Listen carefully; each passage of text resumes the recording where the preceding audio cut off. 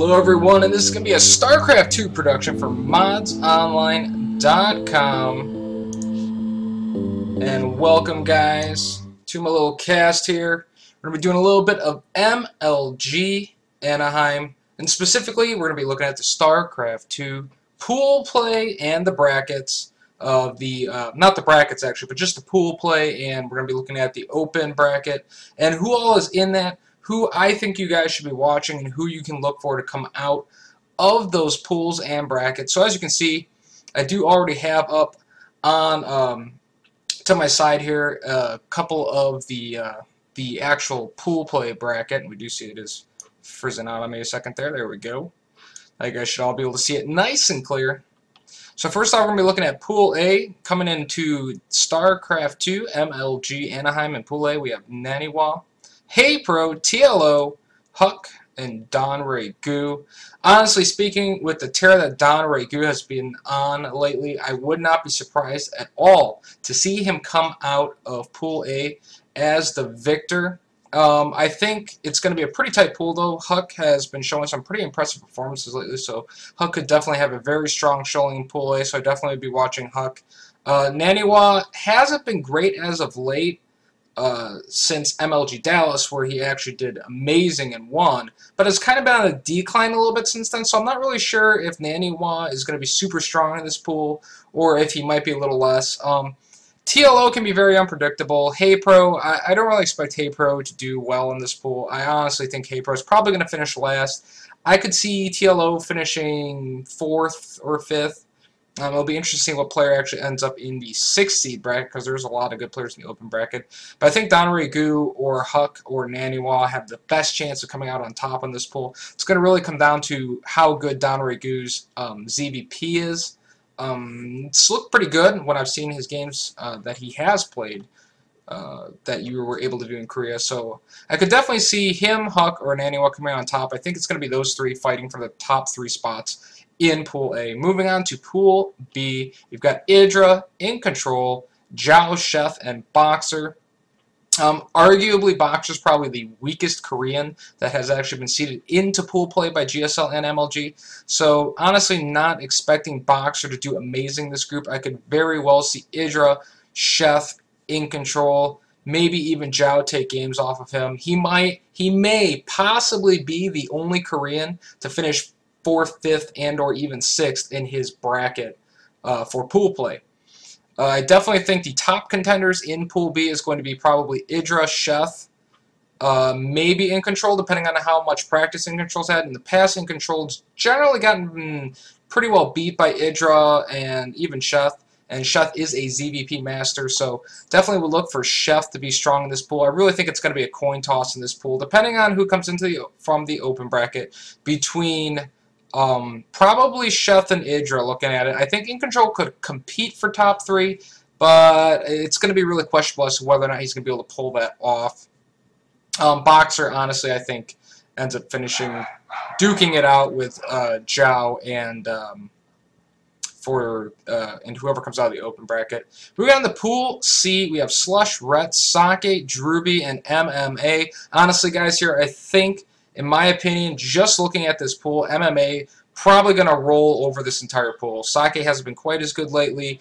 Rhett has been on a lot of a decline. Slush has shown moments of greatness, but then moments of weakness. So I honestly think MMA, depending on who comes out of the open bracket, probably going to run roughshod over this whole pool. Might even go undefeated.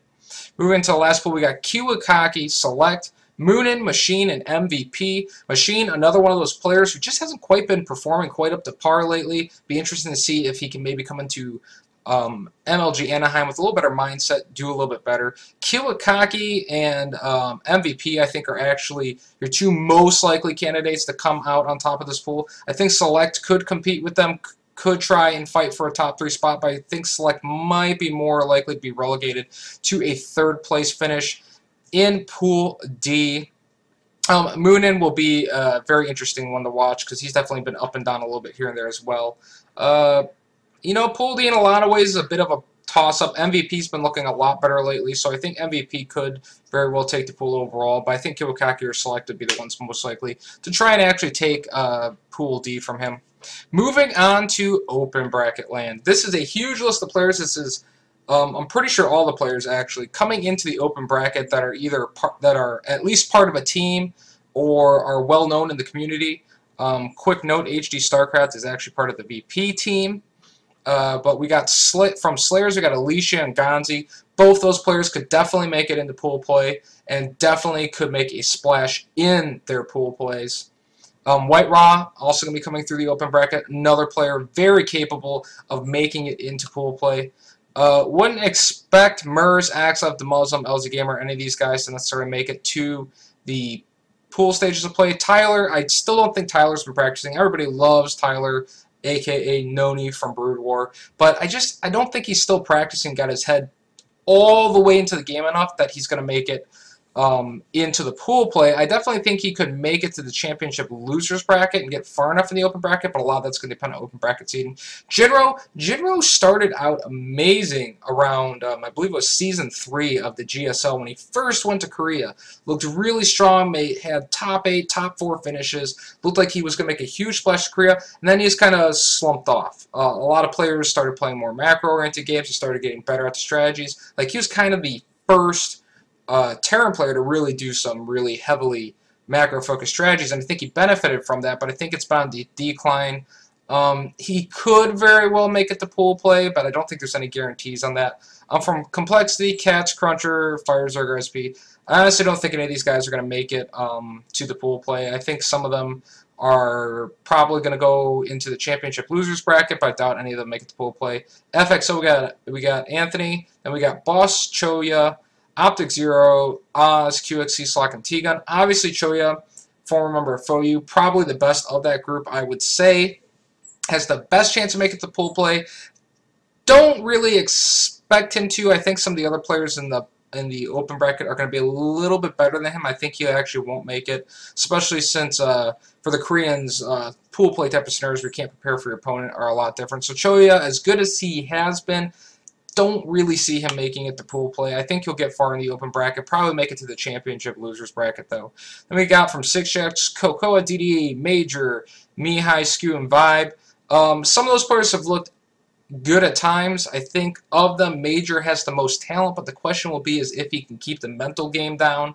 If he lets himself get distracted, I don't see him having even a snowball's chance in hell of pool play, but we'll have to wait and see. I think of them, though, Major's the only one with somewhat of possibility. 4K, don't see anybody making it.